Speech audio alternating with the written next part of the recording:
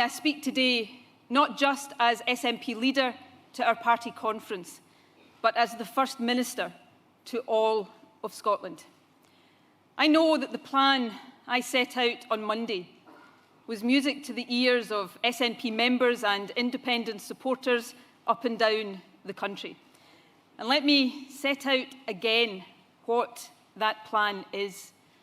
After the terms of Brexit are clear, but while there is still an opportunity to change course, the people of Scotland will have a choice. There will be an independence referendum.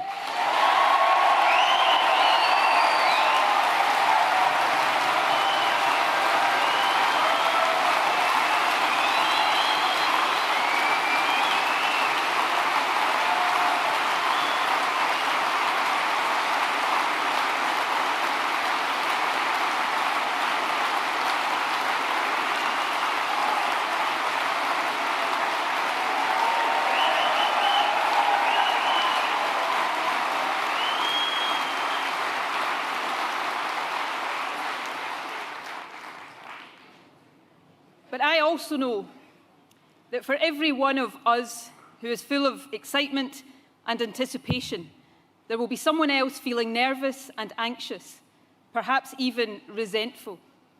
In the last few years, it has been one big decision after another. You have been bombarded with statistics, claims and counterclaims. You might have had heated discussion with friends and family. Even though you may feel, like we do, that 2014 was a positive and vibrant exercise of democracy, you might not relish going through it all over again. I understand that. So I want you to know that I did not reach the decision lightly. Indeed, for months I have strived to find compromise and agreement with the Prime Minister. Despite our overwhelming vote for Remain, the Scottish Government accepted that Scotland within the UK would leave the EU, but that we should seek to retain our place in the single market. We proposed substantial new powers for the Scottish Parliament, short of independence, that would help protect Scotland's interests in a post-Brexit UK. But instead of meeting us halfway, or frankly, any of the way, Westminster chose to dig its heels in.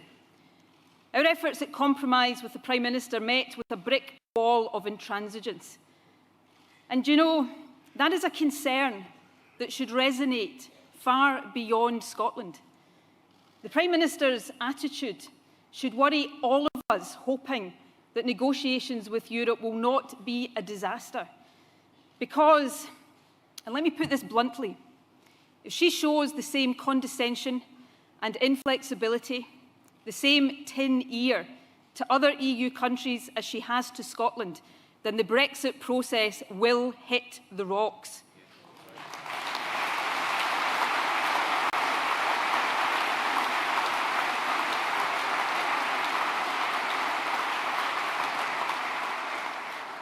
Of course, that's the outcome that hardline Brexiteers are agitating for. But it would be in no one's interests. So as Article 50 is about to be triggered, let me say this to the Prime Minister. Stop putting the interests of the right wing of your party ahead of the interests of the people of our country.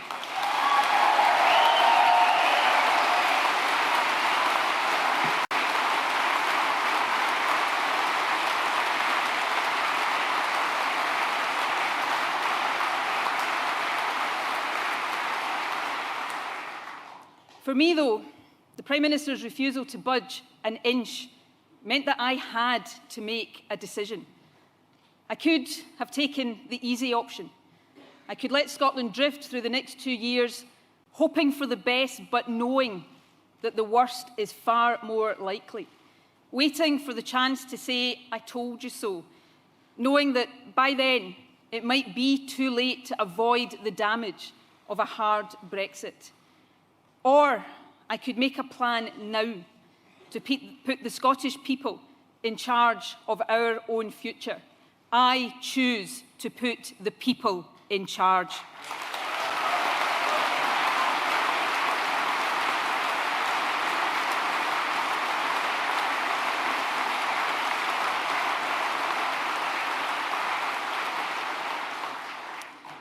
The fact is, our country stands at a crossroads. The future of the UK looks very different today than it did 2 years ago. We know change is coming. The only question is what kind of change. And on that, we are not powerless. We can still decide which path we take. Whatever our different opinions on independence, we can all unite around this simple principle. Scotland's future must be Scotland's choice.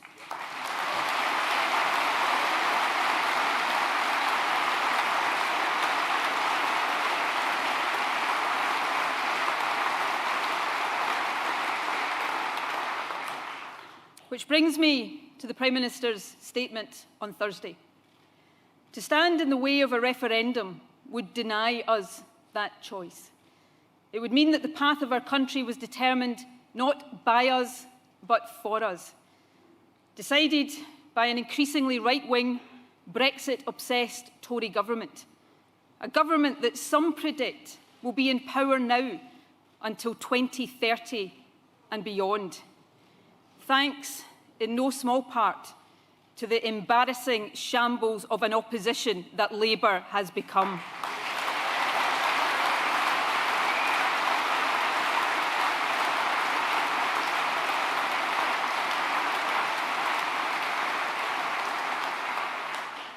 They clearly long for the days before we had a Scottish Parliament.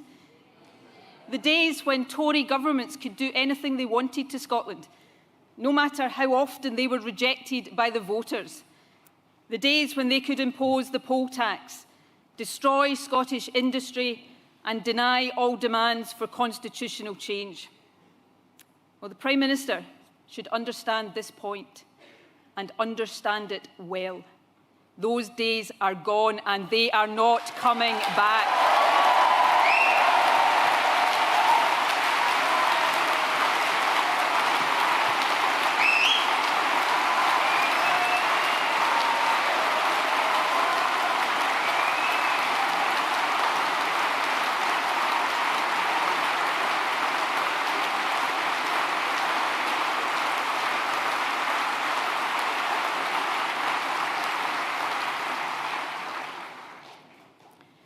Next week, in line with the mandate secured at last May's election, we will ask the Scottish Parliament to agree that the Scottish people should have the right to choose our own future.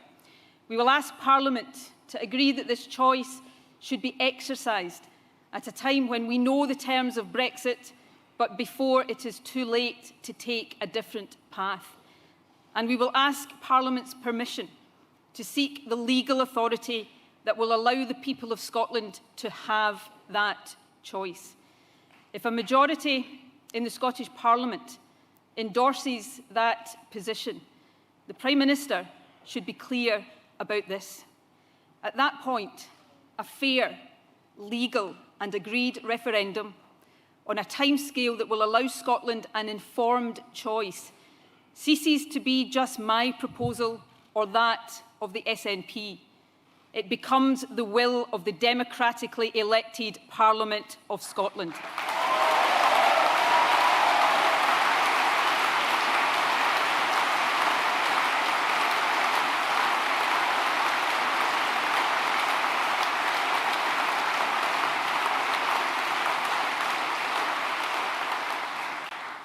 To stand in defiance of that would be for the Prime Minister to shatter beyond repair any notion of the UK as a respectful partnership of equals. She has time to think again, and I hope she does. If her concern is timing, then within reason I am happy to have that discussion. But let the Prime Minister be in no doubt. The will of our Parliament must and will prevail.